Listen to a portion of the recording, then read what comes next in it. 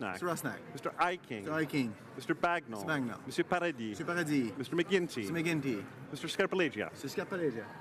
Mr. Sims. Mr. Sims. Mr. Tansey. Mr. Tansey. Monsieur Shifke. Mr. Shifke. Mr. Virani. Mr. Virani. Ms. Goldsmith-Jones. Ms. Goldsmith-Jones. Mr. Fillmore. Mr. Fillmore. Mr. Algabra. Mr. Algabra. Mr. DeCourcy. Mr. DeCourcy. Mr. Beach. Mr. Beach. Ms. Rudd. Ms. Rudd. Mr. Duguid. Mr. Duguid. Monsieur Miller-Ville-Marie, le Sud-Ouest et le Dessert. Monsieur Miller-Ville-Marie, le Sud-Ouest et le Dessert. Mr. Lamoureux. Monsieur Lamoureux. Monsieur McKinnon-Gatineau. Monsieur McKinnon-Gatineau. Monsieur Lightbound. Monsieur Lightbound. Mr. Vaughn. Mr. Vaughn. Mr. Mendocino. Mr. Mendocino. Monsieur Poisson. Monsieur Poisson. Mrs. Lockhart. Mrs. Lockhart. Ms. Young. Ms. Young. Mr. Jesnevsky. Mr. Jesnevsky. Mr. Dollywall. Mr. Dollywall. Mr. Pescasolido. Pescasolido. Madame Mendez. Madame Mendez. Mr. Oliphant. Mr. Oliphant. Monsieur Dubourg. Monsieur Dubourg. Mr. Aldag. Mr. Aldag. Ms. Alisley. Ms. Alisley. Mr. Amos. Mr. Amos. Mr. Ananda Sangri. Mr. Nanda Sangri. Monsieur Arsenault. Mr. Arsenault. Mr. Area. Mr. Area. Monsieur Ayoub. Mr. Ayoub. Monsieur Bayless. Mr. Bayless. Mr. Boissonneau. Mr. Boissonneau. Mr. Bossio. Mr. Bossio. Mr. Bertina. Mr. Bertina. Monsieur Breton. Mr. Breton. Mr. Chen. Mr. Chen. Mr. Bruson. Mr. Bruson. Mr. Moff. Mr. Moff. Ms. Dillon. Ms. Dillon. Monsieur Dirio. Monsieur Dorio. Mr. Bittle. Mr. Biddle. Ms. Tassi. Ms. Tassi. Monsieur Drouin. Monsieur Drouin. Ms. Zerowitz. Zerowitz. Mr. Assassi. Mr. Assassi. Monsieur Khoury. Monsieur Khoury. Mr. Ellis. Mr. Ellis. Mr. Erskine Smith. Mr. Erskine Smith. Mr. Ailson. Mr. Ailson. Monsieur Fergus. Mr. Fergus. Mr. Finnegan. Mr. Finnegan. Mr. Fisher. Mr. Fisher. Mr. Fonseca. Mr. Fonseca. Mr. Fragiscados. Mr. Fragiscados. Mr. Fraser West Nova. Mr. Fraser West Nova. Mr. Fraser Central Nova. Mr. Fraser Central Nova. Mr. Fuhr. Mr. Fuhr. Mr. Gerritsen. Mr. Gerritsen. Mr. Graham. Mr. Graham. Mr. Hardy. Mr. Hardy. Mr. Harvey. Mr. Harvey. Mr. Housefather. Mr. Housefather. Ms. Hutchings. Miss Hutchings. Monsieur Yacono. Mr. Yacono. Mrs. Jordan. Mr. Jordan. Mr. Johari. Mr. Johari. Ms. Khalid. Miss Khalid. Madame Lapointe. Madame Lapointe. Monsieur Lefebvre. Monsieur Lefebvre. Mr. Long. Mr. Long. Mr. Longfield. Mr. Longfield. Mr. Maloney. Mr. Maloney. Monsieur Massé, Avignon, le Métis, Métal, Matapédia. Mr. Massé, Avignon, le Métis, Métal, Matapédia. Mr. McDonald. Mr. McDonald. Mr. McKinnon, Coquitlam, Port Coquitlam. Mr. McKinnon, Coquitlam, Port Coquitlam. Mr. McLeod, Northwest Territories. McLeod, Northwest Territories. Mr. Morrissey. Mr. Morrissey. Madame Nassif. Madame Nassif. Mr. Oliver. Mr. Oliver. Mr. Peterson. Mr. Peterson. Mr. Picard. Mr. Picard. Mr. Robillard. Mr. Robillard. Mr. Rumi. Mr. Rumi. Mr. Hota. Mr. Hota. Mr. Sanson. Monsieur Sanson. Mr. Sanga. Mr. Sanga. Mr. Schultz. Mrs. Schultz. Madame Shanahan. Madame Shanahan. Mr. Sheehan. Mr. Sheehan. Ms. Sidhu, Brampton South. Ms. Sidhu, Brampton South. Mr. Secan. Mr. Secan. Mr. Spengeman. Mr. Spengeman. Mr. Tabera. Mr. Tabera. Mr. Tan. Mr. Tan. Monsieur Vandal. Monsieur Vandal. Ms. Vandenbeld. Ms. Vandenbeld. Mr. Whalen. Mr. Whalen. Mrs. Zaid. Mrs. Zaid. Madame Fortier. Madame Fortier. Madame Lambropoulos. Madame Lambropoulos. Mr. Rota. Mr. Rota. Ms. Ing. Ms. Ing. Monsieur Hébert. Monsieur Hébert. Mr. Tutu. Monsieur Tutu.